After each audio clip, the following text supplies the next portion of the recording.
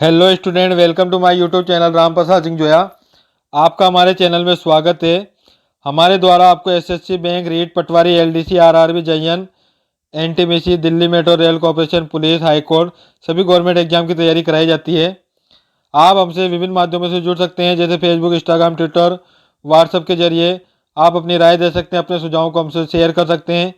आज हम पढ़ेंगे राजस्थान के इतिहास के प्रमुख स्रोतों के बारे में, जिसमें राजस्थान के इतिहास के जनक, भारत इतिहास के जनक, शिलालेख, प्रशस्ति लेख, सिक्के, सिक्कों का अध्ययन, ताम्रपत्र, पुराने लिखित, पुराने खगोलीय स्रोत, राष्ट्रीय पुरालेख विभाग, साहित्य स्रोत, राजस्थानी साहित्य का साहित्यकार, संस्कृत साहित्य, फारसी साहित्य, यह क्या है आपके, कौन इसको बनाया है। तो राजस्थान के इनके बारे में से डिटेल से चर्चा करेंगे। यदि आप वीडियो पर नए हैं तो वीडियो को, चैनल को लाइक, सब्सक्राइब और शेयर करें ना भूलें, ताकि और बेल आइकन को प्रेस करें ताकि आने वाले नोटिफिकेशन आपको मिलते रहे। तो यहाँ आपके राजस्थान के इतिहास के जो जनरल है, जनक है, वो कर्नल जेम्स टोड को बताया गया है। और इतिहास का जो जनक है वह यूनान के हेरोडोटस माने जाते हैं। भारतीय इतिहास का जो जनक है यानी महाभारत लेखक के जो है वो वेद व्यास माने जाते हैं। तो कुछ स्मृति यानी इसकी जो पुरानी यादें हम आपको बताना चाहते हैं, इनका विशेष डिटेल में अपन अध्ययन करते हैं। तो इतिहास का जो जनक है वह यूनान के हेरोडोटस को माना जाता है। तो इतिहास का जो जनक है, डायरेक्ट क्वेश्चनों में आपके पूछा जाता है, जो इतिहास का जो जनक है, जो राजस्थान के इतिहास के प्रमुख स्रोतों में देखने को मिलेंगे कि जो इतिहास का जो जनक है वह यूनान के हेरोडोटस को माना जाता है, जो लगभग 2500 वर्ष पूर्व उन्होंने हिस्टोरिया नामक ग्रंथ की रचना की। इस ग्रंथ में उन्होंने भारत का उल्लेख किया गया है। यानी कि भारत इतिहास के जो जनक है वह किसको माना जाता है। जो राजस्थान के जीके वाले जो क्वेश्चन होते हैं उसमें अटैच में आपके क्वेश्चन ये पूछ लिया जाता है कि भारत के इतिहास के जो जनक है वह किसको माना जाता है। तो भारत के इतिहास के जनक जो आपके हैं वह हेरोडोटस को माना जाता है। इनके द्वारा कौन सा ग्रंथ की रचना की गई, तो इनके द्वारा हिस्टोरिया नामक ग्रंथ की रचना की गई, जिनमें भारत का उल्लेख किया गया है। तो जब राजस्थान की बात आएगी आपके, तो उसमें भारत के भी आपके क्वेश्चन होंगे जो इतिहास से प्रमुख स्रोतों से जुड़े हुए होते हैं।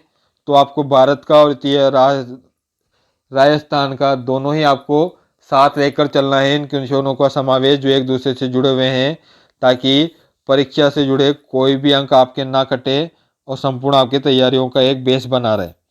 तो कुछ भारत की बातें हैं और कुछ राजस्थान की जो आपस में जुड़े हुए हैं, या इन दोनों टॉपिकों से जुड़े हुए प्रश्न आपके बनते हैं। तो भारतीय इतिहास का जनक, महाभारत के लेखक वेद व्यास भी माने जाते हैं। महाभारत का प्राचीन नाम क्या था, तो महाभारत का आपके प्राचीन नाम आपके आ गया, जो भारतीय इतिहास है उसका जो जनक है वह महाभारत के लेखक वेद व्यास को माने जाते हैं। महाभारत का जो प्राचीन नाम है वह जय संहिता था। यह आपको याद रखना है कि भारत के महाभारत का प्राचीन नाम क्या था, जय संहिता। अक्सर आपके क्वेश्चन में देखने को मिलता है। राजस्थान के इतिहास की अगर बात करें तो राजस्थान में आते हैं, तो राजस्थान के जो इतिहास के जो जनक है वह कर्नल जेम्स टोड कहे जाते हैं। कर्नल जेम्स टोड, मैंने आपको यह बताया, ये राजस्थान के इतिहास के जनक है कर्नल जेम्स टोड। तो कर्नल जेम्स टोड वे 1818 से 1821 के मध्य मेवाड़ के जो उदयपुर से प्राप्त पॉलिटिकल एजेंट थे। यह मेवाड़ में, उदयपुर में पॉलिटिकल एजेंट थे। उन्होंने घोड़े पर घूम घूम कर राजस्थान का इतिहास लिखा था। तो कर्नल जेम्स टोड आपको राजस्थान का जनक आपको याद रखना है कि राजस्थान के इतिहास का जनक कौन था। तो कर्नल जेम्स टोड थे, ये एक पॉलिटिकल एजेंट थे जिन्होंने घोड़े पर घूम घूम कर राजस्थान का इतिहास को लिखा। अतः कर्नल जेम्स टोड को घोड़े वाले बाबा भी कहा जाता है। इन्होंने अपने जो पुस्तक इन्होंने लिखी है, enol and activity of Rajasthan, जो नामक पुस्तकालय का जो लंदन में 1829 ईस्वी में इसका प्रकाशन कराया था। तो कर्नल जेम्स टोड द्वारा लिखी गई पुस्तक भी इसका नाम पूछ लेता है कि इस पुस्तक का नाम क्या है, तो आपको याद रखना है कि एनार्ड एंड एक्यूरिटी ऑफ राजस्थान नामक पुस्तकालय जो लंदन में इसका प्रकाशन करवाया था 1829 ईस्वी में। गौरी शंकर हीराचंद ओझा GH ओझा ने इसका जो सर्वप्रथम हिंदी अनुवाद किया था। तो जो इसका हिंदी अनुवाद करने वाला जो व्यक्ति था वो गौरी शंकर हीराचंद ओझा था। इसका शॉर्ट नाम है GH ओझा।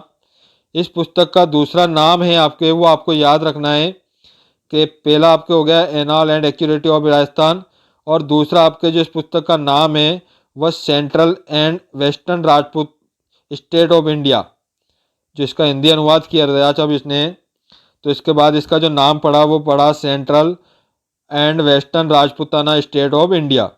कर्नल जेम्स टोड ने अन्य पुस्तक को ट्रेवल्स इन वेस्टर्न इंडिया भी लिखी, तो इनके द्वारा अन्य पुस्तक भी लिखी गई जिसका नाम ये था।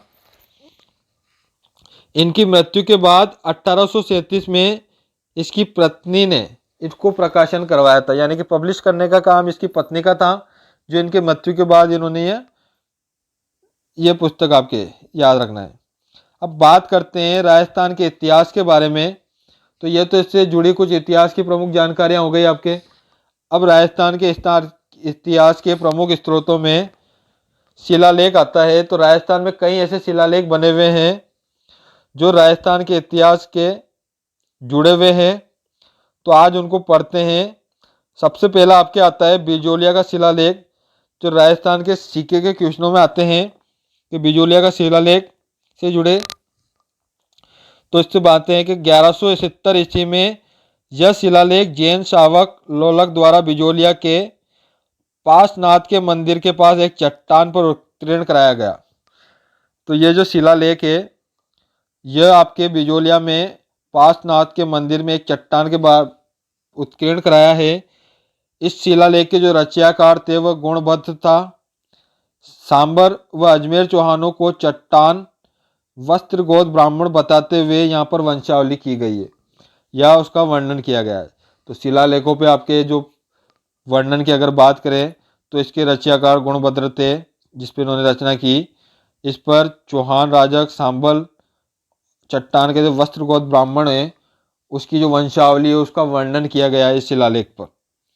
तो यह शिलालेख आपके 1170 में जैन शावक लोग द्वारा बिजोलिया के पासनाथ मंदिर के पास एक चट्टान पर उत्कीर्ण किया गया। तो ये शिलालेख आपको याद रखना है। बात करते हैं मान मोरी शिलालेख की। तो इस शिलालेख में अमृत मंथन का उल्लेख है, यानी कि यह जो मानसरोवर झील चित्तौड़गढ़ के निकट ये एक स्तंभ उत्कीर्ण किया गया है। तो स्थान आपको याद रखना है। महाभारत के काम जब समुद्र मंथन हुआ था तो भगवान से जुड़ी कुछ रोचक बातें अमृत मंथन के यहाँ उल्लेख इस शिलालेख पर उत्कीर्ण की गई है, ये याद रखना है। कर्नल जेम्स टोड द्वारा इंग्लैंड जाते समय इसे समुद्र में फेंक दिया गया था, यानी कि जो लोग इसको समुद्र के अंदर फेंक दिया गया था, ये आपको याद रखना है। सामोली शिलालेख, तो यह अभिलेख 646 ईस्वी में गुहिल शासक द्वारा शिलादित्य के समय यह शिलालेख उत्कीर्ण किया गया। इस शिलालेख सामोली बोमट उदयपुर लेख में मेवाड़ के जो गुहिल वंश है, यानी जो सामोली शिलालेख है आपके, इसमें गुहिल व्यवहार के जो गुहिल वंश है यानी कि उनके बारे में जानकारी मिलती है। तो यह शिलालेख भी आपके बहुत इंपॉर्टेंट हो गया। राजपूतों की गुहिल वंश के आपके बारे में इसकी जानकारी मिलती है। बात करते हैं कीर्ति स्तंभ प्रशिक्षी की। अब कुछ शिलालेख बने कुछ प्रशिक्षी बने। तो यह प्रशिक्षी क्या है आपके, तो इस प्रशक्ति में गुहिल वंश के बप्पा रावल से लेकर गुप्पा जो महाराणा कुंभा थे उस तक की जो जीवन गाथा का जो वर्णन है वह आपके कीर्ति स्तंभ में मिलेगी आपको।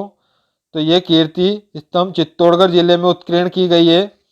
इसमें कुंभा को विजय यानी कुंभा की जो विजय है और उसके द्वारा जो प्रतिकार महेश भट्ट का वर्णन किया गया है। इस प्रशिक्षित को दिसंबर 1460 में कुंभा के समय उत्कीर्ण करवाया था। तो यह प्रशिक्षित आपको कीर्ति स्तंभ प्रशिक्षी आपको याद रखनी है। अब आता है आपके राज प्रशिक्षी। 1674 ईस्वी में महाराजा द्वारा राजसमंद जेल में 9 चौकियों की माल में 25 काले पत्रों पर संस्कृत में उत्कीर्ण कराई गई है राज प्रशिक्षी। तो यह आपके हो गई जयसमंद जेल में बनाया गया है राज प्रशिक्षी को। इसे राज सिंह विस्तार ने अपना वर्णन व अमर सिंह द्वारा मुगलों से की गई संधि का जो उल्लेख है वह बप्पा रावल से लेकर राज सिंह तक की जो उपलब्धियां हैं वह सभी आपके राज प्रशिक्षी में उत्कीर्ण की गई है। यह संसार का सबसे बड़ा शिलालेख माना जाता है। तो डायरेक्ट आपके जीके के क्वेश्चन में पूछा जाता है कि संसार का सबसे बड़ा शिलालेख कौन सी प्रशिक्षी है, तो राज प्रशिक्षी है। कौन सी झील के किनारे है, तो राजसमंद झील के किनारे यह प्रशिक्षी बनी हुई है। तो राजसमंद आपके आएगा। श्रृंगी ऋषि का लेख, तो यह लेख राणा मोकल के समय का है। तो यह आपके किस स्थान पर है, तो यह एकलिंग से कुछ दूरी पर श्रृंगी नामक स्थान पर बना हुआ है। इसमें मोकल द्वारा जो कुंड बनाने और उसके वंशों का वर्णन किया गया है। इस प्रकार आप इसको याद रख सकते हैं। रणकपुर प्रशिक्षी क्या है, तो यह मेवाड़ के राजवंश दरणक सेठ से वंश और उसके शिल्पी का परिचय इस प्रशिक्षी में मिलता है। कुंभा के विजय का वर्णन, बप्पा और कालभोज के अलग अलग बातों को रणकपुर प्रशिक्षी में बनाया गया है। रणकपुर प्रशिक्षी में 1939 में रणकपुर में चौमुखा मंदिर का उत्कीर्ण कराया था। दिसंबर में 1460 ईस्वी में कुंभा के समय इसका उत्कीर्ण किया गया था। तो महाराणा कुंभा से समय रणकपुर प्रशिक्षी बनाया गया। बात करते हैं गोसुंडी शिलालेख की। तो गोसुंडी शिलालेख चित्तौड़गढ़ में गोसुंडी गांव में शिलालेख में नगर में इसका बनाया गया। यह शिलालेख में गजवंश के जो सर्वताय या अश्वमेघ यज्ञ है उसका वर्णन मिलता है आपको। तो अश्वमेघ यज्ञ और गज वंश के सतात द्वारा अश्वमेघ यज्ञ का वर्णन गोसुंडी अभिलेख शिलालेख चित्तौड़गढ़ के निकट गोसुंडी से प्राप्त हुआ। यहाँ उसके बारे में बताया गया है। सत्या माता की प्रशिक्षी। अब प्रशिक्षी में जो सत्या माता है आपके होशिया जोधपुर के अंदर है। वहाँ एक शिलालेख बना हुआ है जहाँ सत्या माता के वर्णन है। इस शिलालेख में कल्याण और केतीपाल का वर्णन भी है। डूंगरपुर प्रशिक्षी, तो डूंगरपुर के अंदर 1404 ईस्वी में ऊपर गांव में डूंगर गांव प्रशिक्षी बनी हुई है जो संस्कृत भाषा में उत्कीर्ण कराया गया है। इसमें वागड़ के जो राजवंश है उसी का इतिहास का वर्णन देखने को मिलता है। बात करते हैं कुंभलगढ़ प्रशिक्षी की या शिलालेख की, जो कुंभलगढ़ में 1460 ईस्वी के आसपास कुंभलगढ़ में प्राप्त हुआ। यह प्रशिक्षी कुंभ श्याम मंदिर कुंभलगढ़ में लगाई गई है। 5 शिलाओं में उत्कीर्ण है। कुंभलगढ़ मंदिर को अब मामदेव मंदिर के नाम से जाना जाता है। तो इसका जो वर्णन है वो कुंभलगढ़ प्रशिक्षी या शिलालेख में है। यहाँ पर गोहिल वंश का विवरण, महाराणा कुंभा की उपलब्धियों का जो विवरण है वह आपके कुंभलगढ़ प्रशिक्षी या शिलालेख में देखने को मिलेगा जो कुंभलगढ़ में। हर्षनाथ की जो प्रशिक्षी है वह हर्षनाथ सीकर के है। यहाँ पर मंदिर का निर्माण अलट द्वारा कराए जाने पर उसका उल्लेख हर्षनाथ प्रशिक्षी में मिलता है। यह प्रशिक्षी 1973 ईस्वी की है। इसमें चौहानों के वंशाक्रम दिया गया है। अब इसमें कुछ अन्य है आपके अपराजिता शिलालेख। यह नागदा गांव के कुंडेश्वर मंदिर में मिलता है जो 661 ईस्वी में बना हुआ है। इसमें गुइल शासक अपराजितो विजय के और महाराणा प्रताप का वर्णन मिलता है। नगरी का शिलालेख, तो यह शिलालेख आपके डॉक्टर भंडारण की नगरी को प्राप्त होता है। नागरी लिपि में संस्कृत भाषा में लिखा गया है। 424 ईस्वी में विष्णु पूजा का इसमें उल्लेख मिलता है। मंडोर का शिलालेख जो मंडोर जोधपुर की बावड़ियों में लिखा गया है। यह शिलालेख भी 685 के ईस्वी के आसपास मिला है। इसमें भगवान विष्णु और शिव की पूजा का प्रकाश पड़ता है। तो मंडोर आपके जोधपुर हो गया। कर्णसवा लेख, यह 1738 ईसा के आसपास कोटा के निकट यानी कि कर्णसवा जो लेख है यह शिलालेख प्रशिक्षी यह कोटा जिले की है जो 1738 ईस्वी के आसपास ये शिलालेख बना हुआ है, इसमें धम्मल नामक मौर्य वंशी राजाओं का उल्लेख मिलता है। चाकसू प्रशिक्षी आपके जयपुर के अंदर है, नाम से ही आपके स्पष्ट होता है कि चाकसू जयपुर में पड़ता है। यह 1813 के आसपास यह शिलालेख चाकसू जयपुर में मिला। इसमें गोइल वंशी राजाओं की वंशावली दी गई है। चित्तौड़गढ़ का शिलालेख, तो नाम से ये चित्तौड़गढ़ शिलालेख होगा। इसमें गोइल शासकों को 1278 के ईस्वी के आसपास या उनके समय काल में गोइल शासकों की धार्मिक सही गुणता नीति के बारे में बताया गया है।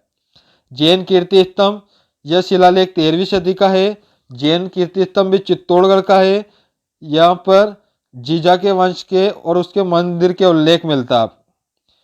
इस स्तंभ में 3 अभिलेखों की स्थापना कर जीजा था, यानी कि चित्तौड़गढ़ के जैन कीर्ति स्तंभ में उत्कीर्ण 3 अभिलेखों की स्थापना करना जीजा था।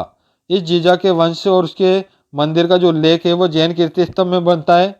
नाच प्रशिक्षी, तो नाच प्रशिक्षी आपके नागदा नगर, यानी कि नागदा नगर बप्पा के गोइल वंश और नरवाताओं राजाओं का वर्णन नाच प्रशिक्षी मिलता है। 1971 में यह लेख लव कुशीत मंदिर से प्राप्त हुआ था। इसी प्रकार बीकानेर दूर की जो प्रशिक्षी है, इसके रचनाकार जयिता नामक जैन मुनि थे। यह प्रशिक्षी चीका से लेकर राव रतन सिंह तक के शासकों की उपलब्धियां और उसके विजय के बारे में बताती है। इनके समय यहाँ बीकानेर के दुर्ग का मुख्य द्वार पर यह स्थित है, नाम से स्पष्ट है। सिवाना लेक, तो सिवाना लेक जोधपुर महादेव 1537 के ईस्वी के आसपास जो राजा मालदेव थे, जो जोधपुर के सिवाना विजय लेक का उल्लेख मिलता है उसमें। किराड़ू का बाड़मेर के अंदर है, तो किराड़ू लेक आपके बाड़मेर में पड़ गया। इसके समय परमाणु की जो उत्पत्ति है उसके ऋषि वशिष्ठ से आबू में यज्ञ बताती है इस लेख के अंदर। चिरवा शिलालेख जो 1273 ईस्वी में उदयपुर में है ये, तो यहाँ पर चिरवा गांव के एक नए मंदिर के बाहरी द्वार पर लगा हुआ है। 36 पंक्तियों में 51 श्लोक में नागर लिपि में लिखा गया यहाँ पर शिला चिरवा लेख पर। इस लेख में गोइल वंशीय बप्पा के वंशधर पदम सिंह, जयत्र सिंह, तेज सिंह, समर सिंह आदि की उपलब्धियों को बताया गया है। इसमें पर्वतीय भागों में गांव बसाने, मंदिरों, घाटियों, इन सभी का उल्लेख मिलता है। एक लिंजी पाशुपत योगियों, शिव आदि अकृण शिवराशि, इसका भी उत्कीर्ण मिलता है। राजा रतन भूसीर ने चित्तौड़ पर रहते हुए रचना की थी। 5 अन्य लिखा है और केली सिंह ने इसे खोदा गया था। इस लेख में 13वीं शताब्दी के राजनीतिक, आध्यात्मिक, धार्मिक संपूर्ण जानकारी चिरवा अभिलेख में मिलती है। तो ये कुछ अभिलेख, प्रशिक्षी और यह शिलालेख आपके थे जो महत्वपूर्ण आपके इनके स्थान और इनका वर्णन है। अब कुछ सिक्के हैं जो राजस्थान के प्रमुख स्रोतों हैं आते हैं। तो सिक्के यानी कि कॉइन, सिक्कों के अध्ययन को क्या कहा जाता है, तो न्यूमिसमेटिक्स कहा जाता है। तो न्यूमिसमेट्रिक्स आपके किसको कहा जाता है, न्यूमिसमेट्रिक्स सिक्कों के अध्ययन को कहा जाता है। राजस्थान के इतिहास के डायरेक्ट जीके के क्वेश्चन में पूछा जाता है, याद रखना है।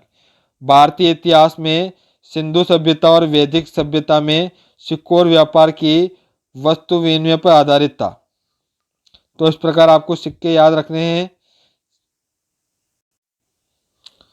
तो सिक्के का अध्ययन आपके न्यूमिसमेट्रिक्स हो गया, यह आपको याद रखना है। अब बात करते हैं भारत में सर्वप्रथम सिक्कों का जो प्रचलन है वह 2500 वर्ष पूर्व हुआ। ये मुद्राएं खुदाई के दौरान खंडित अवस्था में प्राप्त हुई थी, अतः इन मुद्राओं को आहत मुद्राएं कहा जाता है। तो आहत मुद्राएं क्यों कहा जाता है, तो खंडित अवस्था मिली इसलिए आहत मुद्राएं कहा जाता है। इन पर विशेष चिन्ह बने होते हैं, इन्हें पंचमार्क सिक्के भी कहते हैं। तो जो विशेष प्रकार के चिन्ह बने होते हैं उनको पंचमार्क सिक्के कहते हैं। जो खंडित सिक्के हैं उसको आहत मुद्राएं कहते हैं। इसका जो अध्ययन है वह न्यूमिसमेट्रिक्स कहलाता है। यह भारत के अंदर सिक्कों का प्रचलन 2500 ईस्वी पूर्व हुआ, तो यह आपको याद रखना है। कौटिल्य के अर्थशास्त्र में इन्हें पण, कषणापण की संज्ञा दी गई है, अर्थात ये अधिकांश चांदी के धातु के थे। राजस्थान में चौहान वंश के जो चौहान वंश थे उस राज्य में सर्वप्रथम अपनी मुद्राएं चालू की थी। तो राजस्थान के अंदर सबसे पहले मुद्राएं जारी कौन से वंश ने की थी? तो राजस्थान के चौहान वंश ने की थी।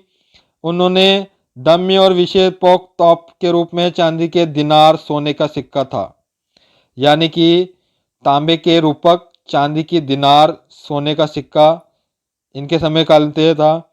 मध्य युग में अकबर ने राजस्थान का सिक्का एलची जारी किया था।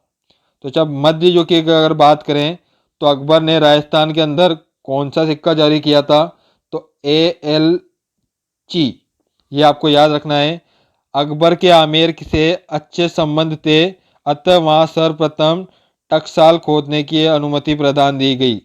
तो सिक्कों से लिख के ये बातें हैं।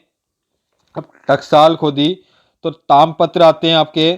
तो तामपत्र में क्या है कि खेरोदय का तामपत्र जो 15वीं सदी के तामपत्र से ही राणा कुंभा के द्वारा किए गए प्राय निश्चय का वर्णन है।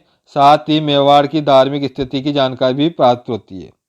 यानी कि खेरोड़ा का तामपत्र जो 15वीं शताब्दी में राणा कुंभा द्वारा जो इसका वर्णन किया जाता है। पुरालेखागलीय स्त्रोतों की अगर बात करें तो हकीकत बई यानी कि राजा की जो दिनचर्या का उल्लेख है वह कौन से पुरालेख स्त्रोतों में मिलता है? तो हकीकत बई के अंदर मिलता है। राजाओं के आदेशों की जो नकल है वह हुकूमत बई होती है आपके। भवन व दुर्ग निर्माता के संबंधित अगर जानकारी चाहिए तो कम ठाना बई, तो कुछ बइयाँ हैं जिनमें राजा महाराजाओं के पुरालेखिक स्त्रोतों का वर्णन रहता है या इनको इनमें रखा जाता है या उस समय ये रखे जाते थे। तो हकीकत बई में राजाओं की दिनचर्याओं का उल्लेख रखा जाता था पुराने स्त्रोतों को जानने के लिए, और हुकूमत बई में राजाओं के आदेशों की नकल रखी जाती थी। कम ठाणा बई के अंदर भवन व दुर्ग निर्माण से संबंधित जानकारियां रखी जाती थी या लिखी जाती थी। खरीता बई के अंदर पात्राचारों का वर्णन किया जाता था, यानी कि जो समाचार होते थे उनका वर्णन उस समय इतिहास को बनाए रखने के लिए रखा जाता था। तो नोट यहाँ पे जो अभी लेखाकार है वह बीकानेर में उपयुक्त बइयों का संग्रहित है। राजस्थान का पुरालेख विभाग कहाँ है? तो दिल्ली में कपटरा में कमठालाग में है। तो आपको याद रखना है दिल्ली में कमठालाग में है आपके राजस्थान का राष्ट्रीय पुरालेख विभाग। कहाँ बना हुआ है? तो दिल्ली में बना हुआ है आपके। अब कुछ साहित्य स्रोत है जिनके बातें में बताते हैं कि ये किसने लिखा और कौन कौन से प्रसिद्ध है। तो राजस्थान के साहित्यकार, तो इसमें कुछ आते हैं जो आपके डायरे की जीके के क्वेश्चन हुए या आपके जनरल नॉलेज के जितने भी क्वेश्चन बनते हैं उनमें आपके एक या दो साहित्यकार देखने को मिलते हैं। तो आपके यहाँ कुछ है राजस्थान के साहित्यकार। पृथ्वीराज रासो जो साहित्य है इसके साहित्यकार आपके चंदन दाई थे आपके। तो चंदन बरदाई आपके हो गए पृथ्वीराज रासो के साहित्यकार। ऐसे बीशल देव रासो इसके साहित्यकार हो गए आपके नरपित नाल। हमीर रासो के हो गए जोधराज। हमीर रासो के सारगंदर। संगत रासो के गिरधर असिया।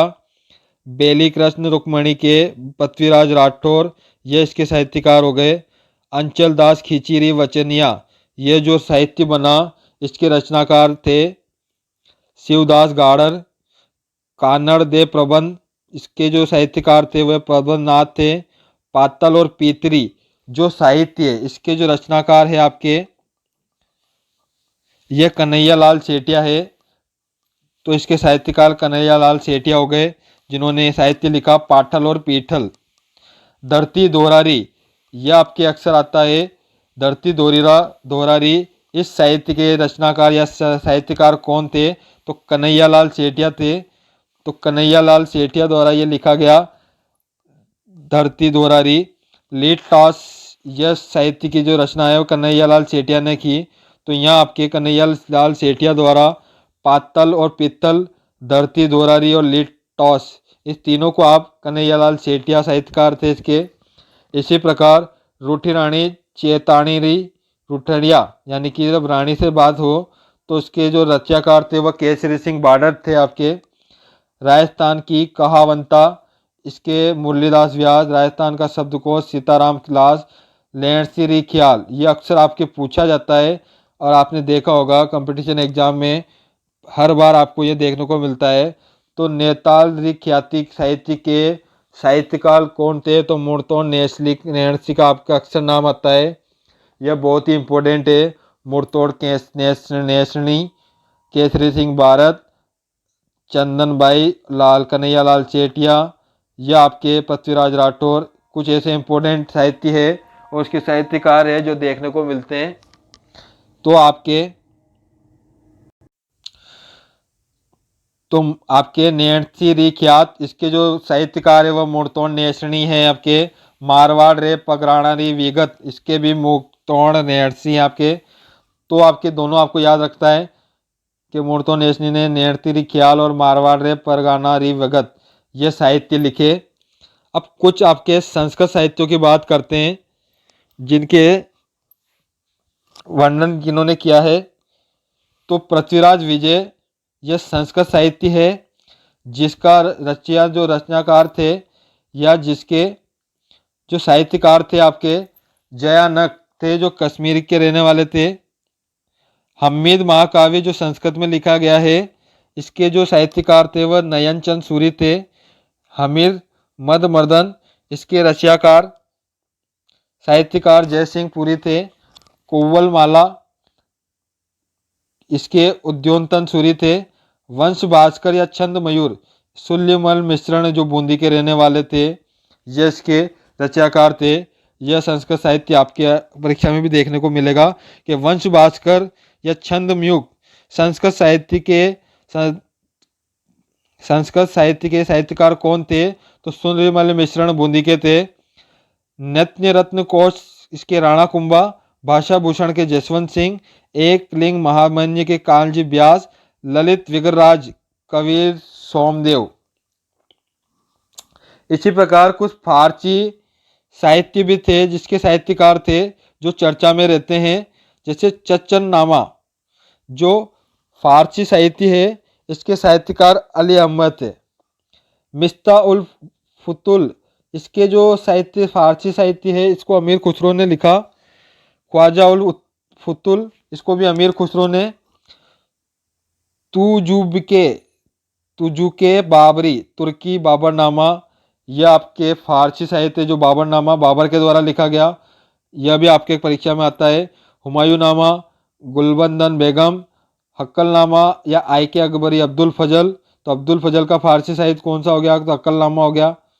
जहांगीर का फारसी साहित्य हो गया आपके तुजुके महागिरी। तारीख ए राजस्थान, ये फारसी साहित्य जिसके साहित्यकार कालीराम कार्यरत थे। वाकिया ए राजपुताना, जिसके फारसी साहित्य है यह आपके मुंशी जल ज्वाला, इसका सहारा है आपके, यह आपके फारसी साहित्यकार हो गए। तो इस प्रकार राजस्थान के प्रमुख स्रोतों में कुछ चीज़ें आपने देखी जो आपने परीक्षा से रिलेटेड है। आप हमारी ऑनलाइन क्लासों से सीधे जुड़ सकते हैं। इसके लिए वीडियो को सब्सक्राइब करें, चैनल को सब्सक्राइब करें, वीडियो को लाइक करें, शेयर करें, ताकि आने वाले नोटिफिकेशन आपको, बेल आइकन को प्रेस करें ताकि आने वाले नोटिफिकेशन आपको मिलते रहें। आप हमारी ऑनलाइन क्लासों से सीधे जुड़ सकते हैं। इसके लिए वीडियो को सब्सक्राइब करना होगा। साथ ही घर बैठे online video, notes, PPT, ebook, test material, offline material video मंगाने के लिए फिक्स अलग अलग कैटेगरियों के जो आपके हैं, SSC bank, REET patwari, LDC, Delhi metro rail corporation, व्याख्याता, रीट पटवारी, पुलिस, ग्राम सेवक, इसकी एक फिक्स इनरोलमेंट रखी गई है 999। इसको पे करके आप नोट्स, पीपीटी, ई बुक्स संपूर्ण अलग अलग कैटेगरी के हिसाब से आप मंगा सकते हैं। आप हमारी ऑनलाइन क्लासों से फ्री वीडियो देखने के लिए धन्यवाद। और इससे जुड़े रहने के लिए, फ्री वीडियो से जुड़े रहने के लिए वीडियो चैनल को सब्सक्राइब करें, लाइक करें, शेयर करें।